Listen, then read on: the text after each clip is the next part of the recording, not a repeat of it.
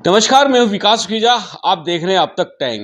दोस्तों, कल का दिन जो आने वाला है वो हरियाणा का भविष्य 5 साल के लिए तय करने वाला है। आपको बता दें, भारतीय जनता पार्टी ने हरियाणा की 90 सीटों में से 48 सीटें जीतकर सरकार बनाने का अपना दावा क्लियर कर दिया है। अब इसमें बड़ा सवाल क्या उठेगा वो मैं आपको बता दूं, क्योंकि ये चुनाव लड़ा गया था कार्यवाहक सीएम नायब सिंह सैनी के नेतृत्व में, और भाजपा ने क्लियर कर दिया था कि अगला मुख्यमंत्री भी अगर होगा तो नायब सिंह सैनी होगा। लेकिन अब जिस तरह से खबरें सामने आ रही हैं, आशंका जताई जा रही है कि केंद्रीय मंत्री राव इंद्रजीत, उन्होंने साफ तौर पर कहा था कि इस बार मुख्यमंत्री उन्हें बनाया जाए। उन्होंने अपना दावा पेश किया था। और इसके अलावा बात करें तो हरियाणा के पूर्व गृह मंत्री अनिल विज का भी यही दावा था। उन्होंने मीडिया में दावा किया था कि अगर मुख्यमंत्री होगा तो इस बार मेरी दावेदारी मजबूत रहने वाली है। अब स्थिति क्या है हरियाणा की, इसका पट्टा शेप होगा कल। लेकिन उससे पहले जो ये चर्चाएं चल रही हैं, कौन मुख्यमंत्री होगा, कौन नहीं होगा, कितने मंत्री बनेंगे, कितने मंत्रिमंडल में विधायकों को लिया जाएगा, कितने राज्य मंत्री बनेंगे, ये सब रहने वाला है। और एक बात बता देता हूं आपको कि हरियाणा में भारतीय जनता पार्टी ने 48 सीटें जीती हैं, कांग्रेस ने 37 जीती हैं, 2 सीटें बीएसपी इनेलो गठबंधन से आई हैं और 3 निर्दलीय विधायक हैं। जो 3 निर्दलीय विधायक हैं, इनमें इनका भी समर्थन बीजेपी को हो सकता है, ऐसी बातें सामने आ रही है। लेकिन दोस्तों, मामला गरमाया क्यों, किस लिए गरमाया, वो भी बताना जरूरी है। क्योंकि आपको बता दें, भारतीय जनता पार्टी ने 2 पर्यवेक्षक नियुक्त किए हैं हरियाणा की राजनीति की दिशा तय करने के लिए। एक तो केंद्रीय गृह मंत्री अमित शाह जी को पर्यवेक्षक चुना गया है, और उसी के बात करें उनके साथ जो मध्य प्रदेश के मुख्यमंत्री हैं डॉक्टर मोहन यादव, उनको चुना गया है।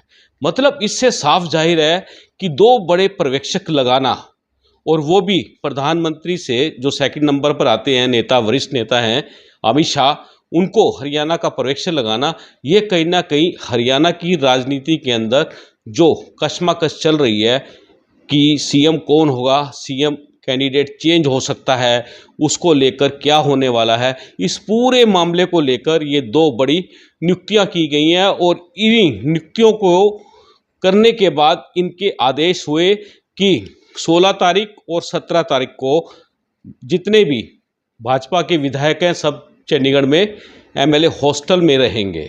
और दोस्तों, कल विधायक दल की मीटिंग होने जा रही है पंचकुला के भाजपा कार्यालय के अंदर, और वहीं पर ही विधायक दल का नेता चुना जाएगा, और जिसके बाद राज्यपाल से मुलाकात की जाएगी। सरकार बनाने की जो कवायद है वो शुरू की जाएगी। आपको बता दें, इस पूरे कार्यक्रम के अंदर जो 17 तारीख को जो सरकार बनाने का शपथ ग्रहण समारोह होने वाला है, वो पंचकुला के सबसे बड़े स्टेडियम में होने वाला है, जिसमें लगभग 50,000 से अधिक लोग आने वाले हैं।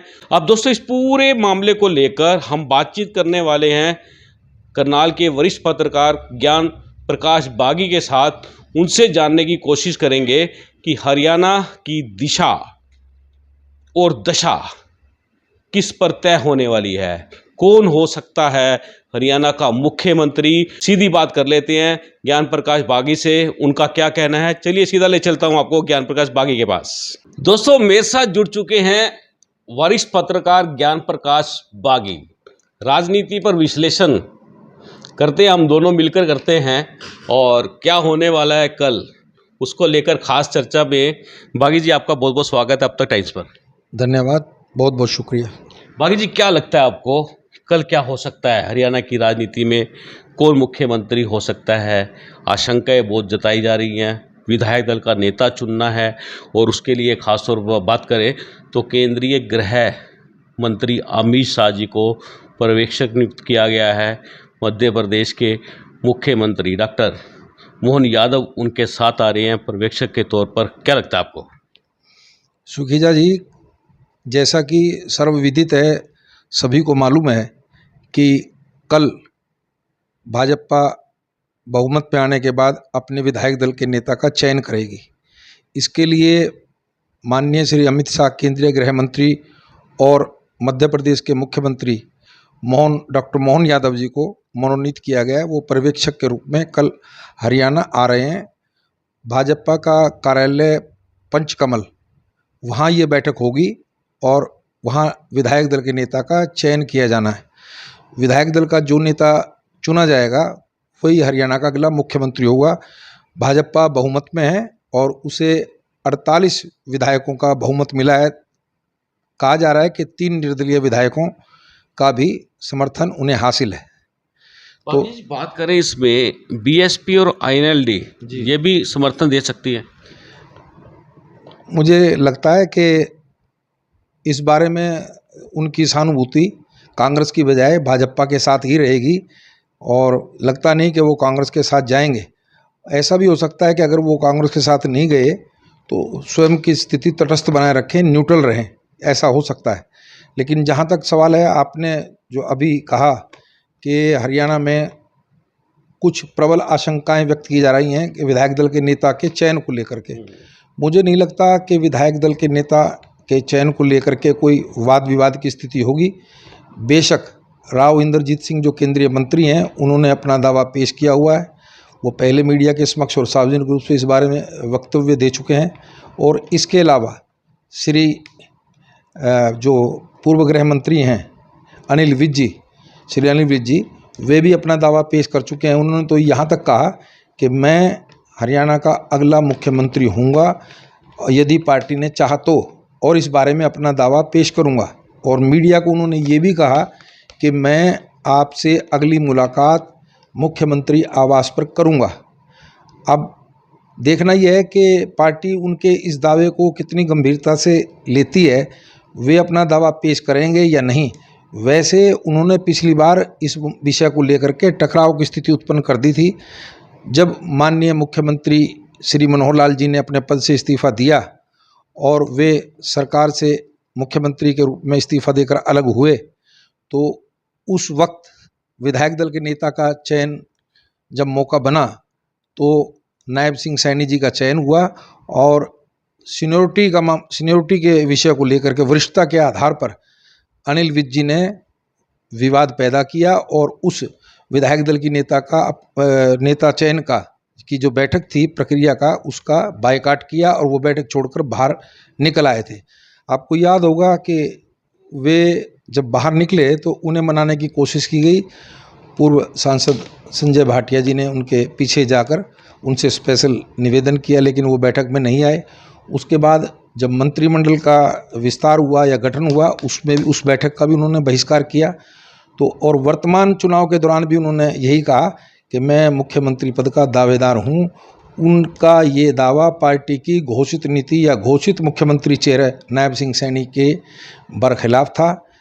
अब उनका क्या स्टैंड रहता है, ये देखने वाली बात है। रही बात राव इंद्रजीत सिंह की, तो लगता है कि उनकी बेटी आरती राव वो विधायक चुनी गई हैं अटेली से। उनके लिए उन्होंने पार्टी आलाकमान को मना लिया होगा कि उन्हें मंत्रिमंडल में स्थान दिया जाए। तो ये दोनों कोई किसी तरह की विवाद की स्थिति उत्पन्न ना करें या कोई सर्वसम्मति में बाधा ना करें, इसलिए अमित शाह का विशेष मनोनयन हुआ है और उसी के दृष्टिगत वे आ रहे हैं। बाकी जी, बड़ा सवाल जो उठता है, अनिल विज की अगर बात करें, उनको लेकर बात करें, तो उनका शुरू से ही जब 2014 में सरकार बनी थी, जब विभाग बांटे गए थे, तब भी विवाद हुआ था गृह विभाग को लेकर। तो क्या लगता है आपको, ये विवाद चलता रहेगा या कहीं विराम लगेगा? सुखीजा जी, जो अनिल विज जी हैं, आप उनके स्वभाव से वाकिफ़ हैं। हमेशा टकराव के मूड में रहते हैं और भिड़ने की उनकी आदत है। वे मुख्यमंत्री मनोहर लाल जब थे तो उनसे भी टकराव की स्थिति बनाए रहे, उनसे उनका विवाद चलता रहा। कभी उन्होंने ये आरोप लगाया कि उनकी सीआईडी हो रही है और उनकी गुप्तचरी करवाई जा रही है। कभी उन्होंने सीआईडी विभाग को लेकर के टकराव की स्थिति उत्पन्न की और अलग अलग विषयों को लेकर के वे विभागीय कार्यप्रणाली को लेकर के, गृह मंत्रालय को लेकर के वो टकराव बनाए रहे। और उनका ये स्वभाव भी है कि वो टकराने में देर नहीं लगाते और गर्म खून के गर्म नेता माने जाते हैं। और अनिल विज ने अब फिर जब विधायक दल के नेता का चयन हुआ और नायब सैनी जी को चुना गया, तो फिर उन्होंने वही टकराव किया, वो बैठक छोड़ के चले गए और उन्होंने असहमति जताई। और उसके बाद जब मंत्रिमंडल का विस्तार हुआ तब भी उन्होंने यही कार्य किया। और अब भी चुनाव के चलते उन्होंने ओबीसी फेस जो सीएम चेहरा घोषित किया हुआ बीजेपी ने, उसके खिलाफ बयानबाजी की। तो अनुशासनहीनता वो बहुत बार कर चुके हैं। हालांकि पार्टी आला कमान ने उन्हें ये एहसास करवा भी दिया था कि ये अनुशासनहीनता बर्दाश्त नहीं होगी, टिकट दे दिया उन्हें, चुनाव लड़े और फिर उन्होंने यही दावा पेश कर दिया। तो टकराव तो उनकी स्वभाव में शामिल है और वो कल कोई सर्वसम्मति में बाधा ना बने, शायद इसीलिए अमित शाह की नियुक्ति हुई है कि पर्यवेक्षक के रूप में जा करके वो इस बारे में सर्वसम्मति करवाएं।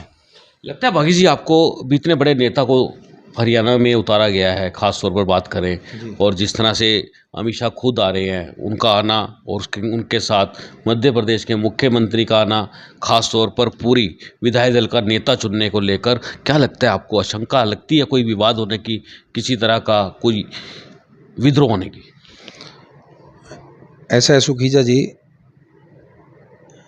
जो अनिल विज हैं उनके बारे में कुछ भी निश्चित नहीं कहा जा सकता। वैसे तो अनिल विज जी कोई इस तरह का विद्रोह वहाँ मौके पर नहीं करेंगे, ऐसा संभावनाएं कम ही हैं, क्योंकि अमित शाह जी आ रहे हैं। अमित शाह जी प्रधानमंत्री नरेंद्र मोदी जी के बाद सेकंड पोजीशन के नेता माने जाते हैं भाजपा में, और उनका एक रुतबा और रुआब है। और लगता नहीं कि उनके सामने वे इस प्रकार की अनुशासनहीनता करेंगे या सर्वसम्मति में बाधा बनेंगे, निर्विरोध चयन में बाधा बनेंगे। कोशिश ये रहेगी अमित शाह जी की कि विधायक दल का नेता सर्वसम्मति से निर्विरोध निर्वाचित हो और सभी जो विधायक हैं अनिल विज सहित वो सभी के सभी समर्थन करें उनके नाम के प्रस्ताव का, नायब सिंह सैनी जी के नाम के प्रस्ताव का। तो प्रयास यही रहेगा और ये प्रयास सफल हो, इसीलिए ही पर्दे के पीछे की भूमिकाओं से निकालकर पर्दे के सामने अमित शाह जी को लाया गया है कि वो पर्दे के सामने आकर इस विषय में अपनी भूमिका निभाएं, क्योंकि ये विषय एक बड़े मजाक का विषय बन जाएगा, उपहास का विषय बन जाएगा यदि कल अगर इस पूरे मैटर को सही ढंग से डील ना किया गया तो। नहीं निपटाया गया तो, क्योंकि विज साहब से इस तरह की अपेक्षाएं की जा सकती हैं कि वो इस प्रकार की कोई ना कोई असहमति न जता दें। आपको लगता है विभागों को लेकर भी कहीं ना कहीं मामला बिगड़ सकता है? फिलहाल तो भाजपा विधायक दल के नेता के चयन का विषय है, मुद्दा कल का यही रहेगा विधायक दल की बैठक का। उसमें कल 48 के 48 विधायक भाजपा के एकत्रित होंगे और वहाँ किसी एक व्यक्ति के नाम का प्रस्ताव रखा जाएगा। प्रस्तावक, अनुमोदक और समर्थन, ये सब प्रक्रिया वहाँ पूर्ण होगी। ये सब कार्य पंचकूला में होगा और जैसे ही विधायक दल के नेता का चयन और घोषणा होगी तदोपरांत सरकार बनाने की प्रक्रिया प्रारंभ हो जाएगी और राज्यपाल जी के समक्ष जाकर के सरकार बनाने का दावा पेश किया जाएगा और उसके बाद शपथ ग्रहण समारोह होगा। ये प्रक्रिया है। ये जो प्रक्रिया है ये बिल्कुल एज इट इज़ रहने वाली है, लेकिन जो बड़ा सवाल जो उठ रहा है, आपको लगता है कहीं से कोई शंका लगती है आपको कि मामला कहीं ना कहीं विभागों को लेकर, या फिर जिस तरह से उनका दावा था, खास तौर पर बात करें कि नायब सिंह सैनी बदले भी जा सकते हैं, ऐसा भी हो सकता है कुछ? नहीं, ऐसा लगता नहीं है, क्योंकि भाजपा ने बहुत पहले ही ये घोषणा कर दी थी कि नायब सिंह सैनी ही उनका सीएम फेस होंगे और इस विषय को लेकर के चुनाव प्रचार के दौरान स्वयं प्रधानमंत्री नरेंद्र मोदी और केंद्रीय गृह मंत्री अमित शाह स्पष्ट कर चुके हैं। और लगता नहीं कि इतनी बड़ी घोषणा के बाद इस विषय में कोई परिवर्तन संभावित है, ऐसा संभव नहीं है, न ऐसा होने वाला है, क्योंकि ओबीसी के समर्थन से ये सरकार तीसरी बार सत्ता में लौट रही है। सभी पिछड़े वर्गों ने इस सरकार को भरपूर समर्थन दिया है। जाट और नॉन जाट की राजनीति में भाजपा ने तीसरी बार अपनी जीत का परचम लहराया है।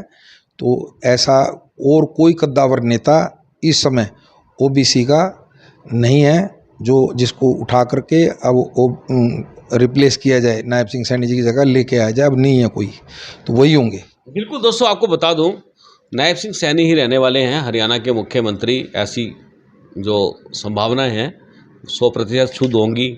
और लेकिन आपको बता दें कि जैसे ही सरकार का प्रस्ताव राज्यपाल के पास रखा जाएगा और 17 तारीख को पंचकुला के ही बड़े स्टेडियम के अंदर सरकार का शपथ ग्रहण समारोह होने वाला है बागी जी, और प्रधानमंत्री खुद वहां पहुंचने वाले हैं और 30 से अधिक मुख्यमंत्री भी वहां पहुंचने वाले हैं। निमंत्रण दिया गया, बहुत बड़ा कार्यक्रम होने जा रहा है।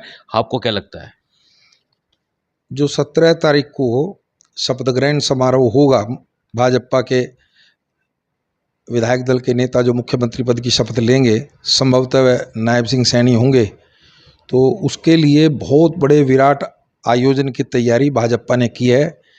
उसे वे एक शक्ति प्रदर्शन के रूप में करना चाह रहे हैं, यानी इतनी बड़ी तादाद में 50,000 लोगों के आगमन की व्यवस्था की गई है और बहुत बड़ा समारोह, यानी कि एक तरह की रैली है। 50,000 आदमियों का इंतज़ाम किया गया है आगमन का, उनके स्वागत का, और इस इंतज़ाम का जिम्मा करनाल के पूर्व सांसद संजय भाटिया जी को दिया गया है। वे इस कार्यक्रम के संयोजक हैं और काफ़ी सारी समितियां इस आयोजन के सफलता के लिए गठित की गई हैं। 16 राज्य के मुख्यमंत्रियों को इस समारोह में आमंत्रित किया गया है, जो कि एनडीए से संबंधित होंगे, भाजपा और एनडीए के होंगे, और ये एनडीए का शक्ति प्रदर्शन होगा, क्योंकि निकटतम समय में आप देख रहे हैं कि महाराष्ट्र, झारखंड और दिल्ली में चुनाव हैं, तो भाजपा इसे अपने विजय अभियान के रूप में लाना चाहती है, प्रदर्शित करना चाहती है। और अकेले यही नहीं है कि भाजपा या भाजपा से संबंधित एनडीए के धड़े के नेताओं को आमंत्रित किया गया है। हरियाणा के पूर्व मुख्यमंत्री भूपेंद्र सिंह हुड्डा और चौधरी ओम प्रकाश चौटाला या पूर्व उप मुख्यमंत्री दुष्यंत चौटाला, इन सब को, अभय सिंह चौटाला वगैरह को, सबको आमंत्रित किया गया है। ये आएंगे या नहीं ये एक अलग विषय है, लेकिन भाजपा की ओर से उन्हें विधिवत आमंत्रण दिया गया है।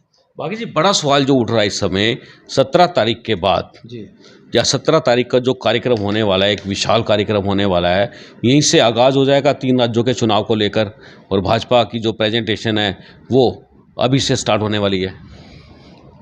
प्रधानमंत्री श्री नरेंद्र मोदी जी के जो प्रस्तुतिकरण है और जिस तरह का उनका अपने अभियानों का आगाज़ करने का तरीका है, उससे ये सहज अनुमान लगाया जा सकता है कि वो इस मौके का भरपूर फ़ायदा उठाएंगे और इंडिया गठबंधन पर पूरा प्रहार होगा, और ये 3 राज्यों के चुनाव के जो भाजपा का अभियान है उसका सूत्रपात, उद्घोष अवश्य विशेष संदेश के रूप में यहाँ से किया जाएगा, और एनडीए के नेता इस विषय में वहाँ अपना भरपूर प्रदर्शन करेंगे, ताकि ये संदेश जाए कि एनडीए देश की राजनीति में सबसे महत्वपूर्ण है और कांग्रेस पिछड़ रही है, और ख़ास तौर से राहुल गांधी विफल रहे हैं। क्योंकि आपको अच्छी तरह स्मरण है कि जो वर्तमान चुनाव है हरियाणा का, जो विधानसभा का, उसमें राहुल गांधी जी ने और प्रियंका गांधी ने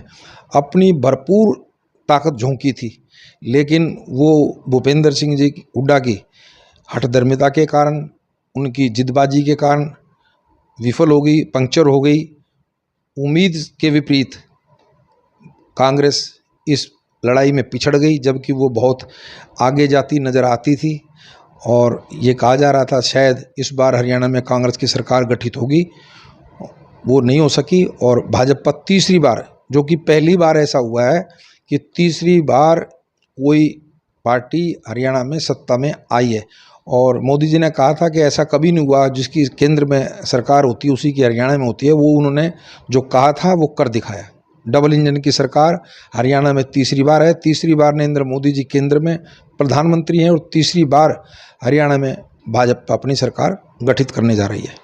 बिल्कुल दोस्तों, एक सवाल आपका जो आपके जहन में चल रहा है वो भी पूछ लेता हूँ, ये बड़ा ज़रूरी है। अगर आपको सवाल मैंने नहीं पूछा तो फिर तो गड़बड़ हो जाएगी, क्योंकि 2 पत्रकार जब चर्चा कर रहे हैं इस विषय को लेकर, तो ये जरूरी है। बाकी जी, बड़ा गजब का चुनाव परिणाम रहा जी। राहुल गांधी खुद करनाल जिले की 2 विधानसभा में आते हैं। जी। पहले आते हैं घरौंडा विधानसभा में, जी। उसके बाद आते हैं असंध विधानसभा में, और दोनों विधानसभा के जो कांग्रेस के उम्मीदवार थे दोनों हार जाते हैं। उसके अलावा उसका असर जो 3 पर पड़ा, करनाल जिले की 3 सीटों पर पड़ा, और जो लोकसभा की बात करें तो 9 की 9 सीटों पर पड़ा, और सुपड़ा साफ हो गया कांग्रेस का। क्या लगा क्या आपको? काश जी, जैसा कि आपने सवाल किया है, ये सवाल बड़ा महत्वपूर्ण है। माननीय श्री राहुल गांधी जी कांग्रेस के शीर्ष नेता हैं और उनकी पोजीशन सबको पता है कि सब निर्णय कांग्रेस में उन्हीं के नीति निर्देशन में लिए जाते हैं। हरियाणा में राहुल गांधी जी ने अपने चुनाव अभियान की शुरुआत असंध से की थी, और इस स्थल पर जो रैली आयोजित की गई उसमें राहुल गांधी जी के साथ माननीय भूपेंद्र सिंह हुड्डा पूर्व मुख्यमंत्री और कुमारी शैलजा जी इकट्ठे एक मंच पर आए और शमशेर गोगी जी उसी मंच पर थे। मैं ये बात बहुत विशेष रूप से कहना चाहता हूँ कि भूपेंद्र सिंह हुड्डा कांग्रेस के सर्वोच्च नेता के मंच पर होने के बावजूद उन्होंने जो वहाँ प्रदर्शन किया वो ये साबित करता है कि वो स्थिति आउट ऑफ कंट्रोल हो चुकी है। भूपेंद्र सिंह हुड्डा राहुल गांधी जी के कमान में नहीं है। क्या कोई व्यक्ति इतनी बड़ी हिमाकत कर सकता है? कांग्रेस का राष्ट्रीय नेता राहुल गांधी मंच पर आकर के अपने प्रत्याशी के लिए, शमशेर सिंह गोगी के लिए, जीत के लिए, कांग्रेस की जीत के लिए वोट की अपील करे, और वहीं उसी मंच से खुद भूपेंद्र सिंह हुड्डा एक बार भी कांग्रेस के प्रत्याशी का नाम न लें। ये उन्होंने जानबूझकर किया, और ये काम उन्होंने राहुल गांधी की मौजूदगी में किया। और आपने ये भी देखा होगा, उन्होंने जब ये रैली संपन्नता की ओर गई तो राहुल गांधी जी ने शैलजा जी को और उनको भूपेंद्र सिंह हुड्डा जी को हाथ मिलवाने की कोशिश की, और उनसे हाथ उठा करके और उनसे से हाथ मिलवाया। बड़े अनमने, बहुत मुश्किल से, बड़ी नाराज़गी पूर्ण चेहरे के साथ भूपेंद्र सिंह हुड्डा जी ने वो हाथ मिला तो लिया राहुल गांधी जी के प्रयासों से, लेकिन उन्होंने आंख मिलाकर शैलजा जी की तरह आंख उठाकर नहीं देखा, और वो अपने एक नाराज चेहरे के साथ मंच पर रहे। इससे पहले भी वो राहुल गांधी जी को आंख दिखा चुके हैं। ये राहुल गांधी जी ने इच्छा व्यक्त की थी हरियाणा के चुनाव में आप पार्टी के साथ गठबंधन हो, लेकिन आप पार्टी के गठबंधन की प्रस्ताव को, राहुल जी की इच्छा को उन्होंने नकार दिया, और आज केजरीवाल जी नाराज़ हैं, और वो उन्होंने कह दिया है कि हम दिल्ली में आपसे गठबंधन नहीं करेंगे और आपको अपने साथ नहीं जोड़ेंगे। ये नुकसान हुआ है। इससे पहले भी राज्यसभा के चुनाव में या कांग्रेस प्रभारी के मामले में या अन्य विषयों में पूरी तरह से भूपेंद्र सिंह हुड्डा कांग्रेस आला कमान को लठ के साथ हाँकते चले आ रहे हैं, और फ्री हैंड के नाम पर उन्होंने अब तक जो मनमानी की है उससे कांग्रेस के बहुत से नेता कांग्रेस छोड़कर चले गए, और अभी भी वो उसी मूड में हैं। अभी भी जो इन चुनाव की समीक्षा के लिए दिल्ली में बैठक बुलाई गई, उस बैठक में कांग्रेस के प्रदेशाध्यक्ष वो भी नहीं गए, और उनके साथ, क्योंकि वो बगल बच्चा हैं भूपेंद्र सिंह हुड्डा जी का। बगल बच्चा मतलब उदयभान जी? हाँ, उदयभान जी जो हैं वो बगल बच्चा हैं भूपेंद्र सिंह हुड्डा जी का, और वो दोनों के दोनों इतनी हिमाकत की उन्होंने कि वो दोनों के दोनों वहाँ नहीं गए। भूपेंद्र सिंह हुड्डा या तो कांग्रेस की जो सर्वोच्च परिवार है, जो फैमिली है, उसकी कोई ना कोई इस तरह की राजदार की बातें हैं उनके पास, जो वो बार बार अपनी मनमर्जी कर लेते हैं, उनको झुकना पड़ता है। वरना G20 का जो ग्रुप था, उस ग्रुप के ये प्रमुख व्यक्ति रहे हैं। इनका रवैया अब भी वैसा का वैसा है, और हर जगह मनमर्जी किए हुए हैं। अब भी ये मान के चलिए कि अपनी मनमर्जी पर ही कायम रहेंगे। कांग्रेस में संगठन न बनने की सबसे बड़ी वजह भूपेंद्र सिंह हुड्डा है, और वो संगठन गठित नहीं होने दिया क्योंकि कांग्रेस उनके हाथ से ना निकल जाए। कांग्रेस पूरी तरह से हरियाणा में भूपेंद्र सिंह हुड्डा की जेबी पार्टी है, ये सच है, और कांग्रेस आला कमान उनके सामने बेबस है। राहुल गांधी की उनके सामने कोई पेशकश नहीं चली, और उन्होंने ही दोनों जगह, या भूपेंद्र सिंह हुड्डा के ही व्यक्तियों ने, या खुद भूपेंद्र सिंह हुड्डा ने घरौंडा और असंध में जो करामात की है, वो कांग्रेस प्रत्याशी सार्वजनिक रूप से रो रो कर व्यक्त कर रहे हैं। आप खुद इस बात के साक्षी हैं और देख रहे हैं। बिल्कुल दोस्तों, ये बेबाक शब्द जो हैं, जो ये बातें आप बेबाक सुन रहे हैं, इसके बारे में आपका क्या कहना है कमेंट बॉक्स में ज़रूर लिखना। आखिर में एक सवाल बड़ा गजब का है जो मैं पूछने वाला हूँ, जानने वाला हूँ चर्चा के अंदर ज्ञान प्रकाश बागी जी से। बागी जी, जी क्या लगता है सीएलपी लीडर अब भूपेंद्र सिंह हुड्डा रहेंगे या नहीं रहेंगे? देखिए, हरियाणा में कांग्रेस के पास सबसे बड़ा जो चेहरा है कांग्रेस पार्टी के नेता का, वो किसी भी कारण से है, वो भूपेंद्र सिंह हुड्डा ही है। और उसकी वजह है कि वो ज़्यादा से ज़्यादा अपने आदमियों को टिकट दिला देते हैं और ज़्यादा से ज़्यादा उन विधायक दल के में उनके समर्थकों की संख्या रहती है। तो वो पूरी कोशिश करेंगे कि अगर विधायक दल का नेता वे ना बने तो उनकी जगह उनका व्यक्ति विधायक दल का नेता हो। यदि उनकी चली तो वे खुद होंगे, नहीं तो वे अपने किसी व्यक्ति समर्थक को ही इस पद पर लाएंगे और इसके लिए कांग्रेस आला कमान को वो फिर झुकाने की स्थिति में फिर झुका लेंगे। क्योंकि अब खोने के लिए हुड्डा साहब के पास भी कुछ नहीं है। अब ये देखना है कि कितना दमखम कांग्रेस आला कमान रखती है कि वो विधायक दल का नेता भूपेंद्र सिंह हुड्डा के अलावा किसी और ऐसे व्यक्ति को लाती है या नहीं, जो कांग्रेस का एक न्यूट्रल व्यक्ति माना जाए, एक ऐसा व्यक्ति माना जाए कि तटस्थ है और वो भूपेंद्र सिंह हुड्डा के प्रभाव में नहीं है। क्योंकि इसके बाद जैसे विधायक दल का नेता तय होगा, आप ये भी मान के चलें कि कांग्रेस के संगठन बनाने की प्रक्रिया भी शुरू होगी और ये बहुत ज़रूरी है, वरना ये कांग्रेस हरियाणा में भूपेंद्र सिंह हुड्डा की जेबी पार्टी बनकर रह जाएगी। भूपेंद्र सिंह हुड्डा नहीं चाहते कि हरियाणा में कांग्रेस पार्टी का कोई वजूद संगठन के रूप में कायम हो। वो सोचते हैं कांग्रेस उनके इर्द गिर्द घूमती रहे। और अभी तत्काल जैसी सरकार गठित होगी, निकाय चुनाव होने वाले हैं। निकाय चुनाव में जैसे वर्तमान चुनाव में सभी लोगों ने, कांग्रेसियों ने महसूस किया कि संगठन का जो अभाव है उसकी वजह से उन्हें बहुत भारी चोट लगी है, नुकसान हुआ है, जबकि भाजपा का संगठन था। निकाय चुनाव में संगठन की ज़रूरत पड़ेगी। यदि निकाय चुनाव से पहले कांग्रेस ने संगठन गठित किया तो उसके लिए बेहतर होगा। मुझे नहीं लगता कि भूपेंद्र सिंह हुड्डा ऐसा करने देंगे और ये भी नहीं लगता कि वो किसी और को, शैलजा जी को या किसी और को या सुरजेवाला को, किसी और को आगे आने देंगे। उनका फ्री हैंड का मतलब है जो उन पे ये एलिगेशन लग रहे हैं, जो उनको बार बार ये कहा जा रहा है कि हरियाणा में कांग्रेस बापू बेटा पार्टी बन चुकी है। ये बात काफ़ी हद तक सच है। सिवाय बापू बेटा के और किसी की कांग्रेस में नहीं चलती, नहीं चलने दी जाती। अगर कुछ चलाने की कोशिश की जाती है, येन केन प्रकारेण उसे ठिकाने लगा दिया जाता है। एक इतिहास है, एक फहरिस्त है पूरी लंबी। और ये फ्री हैंड के नाम पे अभी क्या हुआ कांग्रेस को? कांग्रेस ने अभी तो लोकसभा के चुनाव में 5 सीटें जीती थी और 50-50 का ग्राउंड था। लेकिन जैसे ही भूपेंद्र सिंह हुड्डा ने ये दुस्साहसपूर्ण तरीके से जताया कि हरियाणा में चाहे बहुमत आने के बाद कोई मर्जी दावा पेश करे, वे अकेले ही मुख्यमंत्री पद के दावेदार मुख्यमंत्री होंगे, तो भाजपा ने उसे जाट नॉन जाट की राजनीति में परिवर्तित कर दिया। उसका नतीजा आपके सामने है। आज जो है कांग्रेस जो है सत्ता में आती, हाथ में आया लड्डू मुंह का भोग नहीं बन सका और वे कांग्रेस सत्ता से वंचित होगी। और अब पूरी तरह से निशाने पे हैं वे।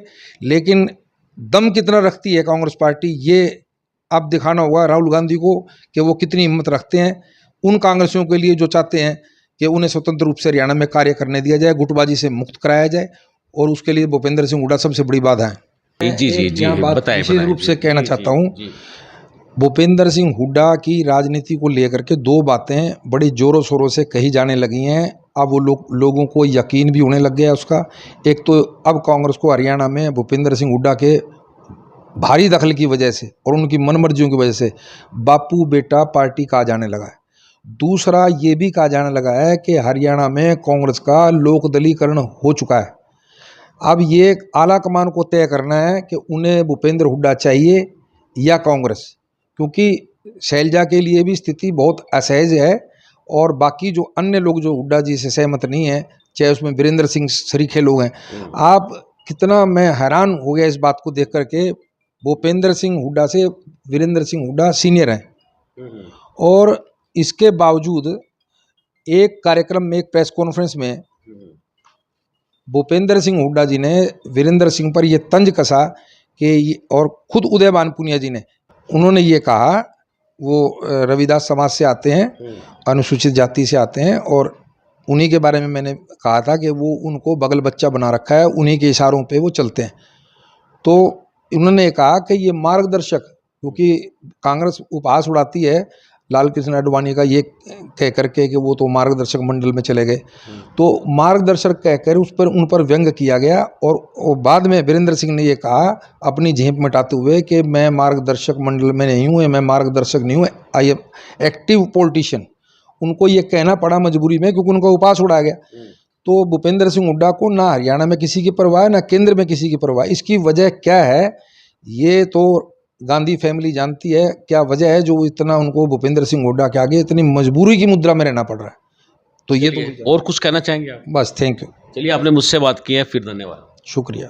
बिल्कुल दोस्तों, आपको क्या लगता है, आपकी क्या राय है, कमेंट बॉक्स में जरूर लिख देना। लेकिन एक बात बता दें आपको, इस विधानसभा चुनाव के परिणाम आने के बाद पूरे हरियाणा के नॉन जाट जो लोग हैं उनके अंदर बड़ी खुशी की लहर है, और कहीं ना कहीं ये बात सामने खुलकर भी आती है। दोस्तों, ये चर्चा आपको कैसी लगी है, जरा कमेंट बॉक्स में हमें बताइएगा। आप देख रहे हैं अब तक टाइम्स, मैं हूं विकास सुखीजा, अपने साथी रखिए निषाद के साथ। नमस्कार, जय हिंद, जय भारत।